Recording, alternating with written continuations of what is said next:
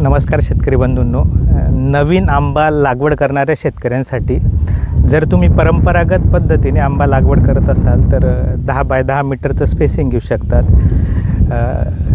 High density प्लांटेशनमध्ये लागवड करू शकतात तर 5 बाय 5 मीटरचं स्पेसिंग घेऊ शकतात. आणि अल्ट्रा हाय डेन्सिटीमध्ये जर तुम्हाला लागवड करायची तर 4 बाय 2 आणि 3 बाय 2 या पद्धतीने लागवड लागवड करताना जे रोप घेणारे जे काही पर्णगुच्छ असतो वरती गुच्छाचं पहिलं इन्फेक्शन हे नर्सरीतून येत असतं. त्याच्यामुळे रोपाचं सिलेक्शन हे प्रॉपर असलं पाहिजे. महाराष्ट्रातल्या बऱ्याचशा नर्सरीतून जे केशरचं रोप येतं त्यात पर्णगुच्छाचा प्रॉब्लेम बऱ्याच ठिकाणी येत असतो. तर रोप घेताना मातृवृक्ष थोडासा बघून घेतलेलं चांगलं असलं पाहिजे. लागवड करताना जर तुम्ही हाय डेन्सिटी आणि अल्ट्रा हाय डेन्सिटी प्लांटेशन करत असाल तर सरळ JCBने चर करायचा आहे आणि त्या चरामध्ये आपल्याला लागवड करायची आहे. जर आपण JCBने जर खड्डा करत नसू तर 1 बाय 1 मीटरचा खड्डा करायचा आहे आणि त्या खड्ड्यामध्ये आपल्याला एक 20 ते 25 किलो शेणखत टाकायचं आहे. 1 ते 1.5 किलो निंबोळी पेंड टाकायची आहे. 1 ते 1.25 किलो आपल्याला सुपर फॉस्फेट टाकायचं आहे. पण ज्या ठिकाणी आपल्याला खड्डा करता येत नसेल, आता आपण इथे सावित्री फार्मला आलो आहे, चोपडा अनवर्ध बुधगाव इथे आपण 1 बाय 1चा खड्डा केलेला नाही. बघूया ना, खड्डा केलेला नाही आहे. तर ज्या ठिकाणी आपण खड्डा करू शकत नसू त्या ठिकाणी खड्डा न करता सुद्धा आपण आंब्याची लागवड करू शकतो.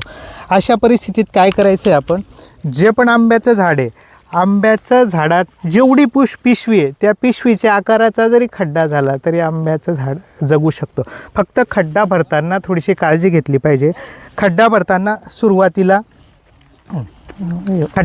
सुरुवातीला एक पालापाचोळा टाकतात किंवा शेणखत टाकतात. आता आपल्या इथे पालापाचोळा शेणखत उपलब्ध नाही आहे. आपण जी काही खड्ड्यातली माती, ती खड्ड्यातलीच माती, जी वरची माती काढलेली आहे, वरची माती म्हणजे ही सुपीक माती असते, चांगली माती असते, तीच माती थोडीशी खड्ड्यात टाकायची आहे. जर पालापाचोळा किंवा शेणखत असेल तर ते पहिले टाकायचं आहे. त्यानंतर सुपर फॉस्फेट, आपल्याला गड्डा छोटा असल्यामुळे 200 ग्रॅम सुपर फॉस्फेट सफिशियंट असतं. ज्यावेळेस तुम्ही गड्डा मोठा करणारे 1 बाय 1चा खड्डा करणारे त्यावेळेस त्या खड्ड्यामध्ये आपल्याला 1 ते 1.25 किलो सुपर फॉस्फेट, लिंबोळी पेंड आणि 20 ते 25 किलो आपल्याला शेणखत टाकायचं. गड्डा छोटा राहिला आहे तर सुपर फॉस्फेट पण आपल्याला कमी घ्यायचं आहे, म्हणजे 200 ग्रॅमच्या जवळपास सुपर फॉस्फेट घ्यायचं आहे.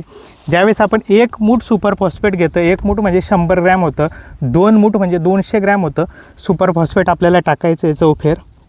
त्यानंतर जमिनीतून येणाऱ्या किड्यांच्या बंदोबस्तासाठी आपल्याला पेस्टिसाईड कुठली पावडर टाकायची, मग क्लोरोपायरीफॉस पावडर असेल, लिंडेन पावडर असेल किंवा कुठले ग्रॅन्युल असेल कीटकनाशकाचे, ते एक 10 ते 15 ग्रॅम टाकायचे. त्यानंतर आपल्याला ही जी पिशवी आपल्याला फाडून घ्यायची आहे.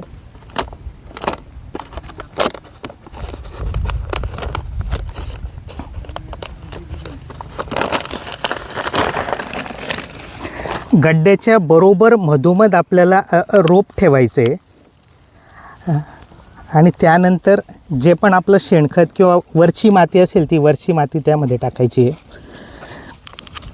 कलम जास्त बुडायला नको मातीमध्ये. पूर्ण गड्डा भरल्यानंतर गड्डा दाबून घ्यायचा आहे. गड्ड्याला इथे खड्डा पडायला नको. खड्डा पडला, इथे पाणी साचलं तर मॉर्टॅलिटी होण्याचा संभव असतो. म्हणून हा भाग थोडासा वर असला पाहिजे जेणेकरून पाणी साचणार नाही.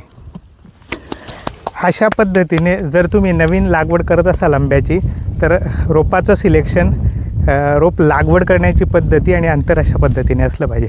ओके, धन्यवाद.